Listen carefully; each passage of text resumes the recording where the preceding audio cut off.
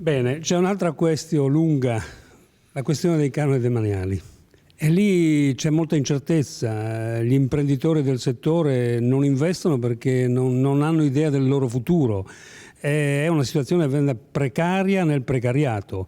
Il governo sta facendo qualche cosa su questo argomento? Sta andando avanti?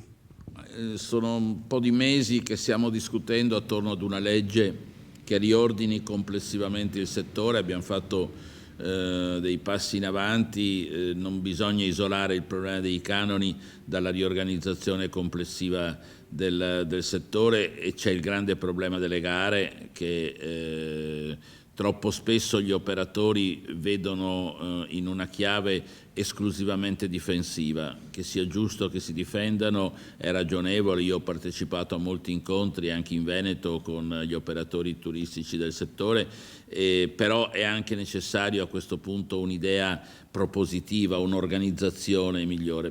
La Regione Veneto si è data una legislazione su questi temi che va abbastanza, diciamo, in sintonia col lavoro che stiamo facendo. Io mi auguro che in tempi brevi esca la proposta di legge del governo.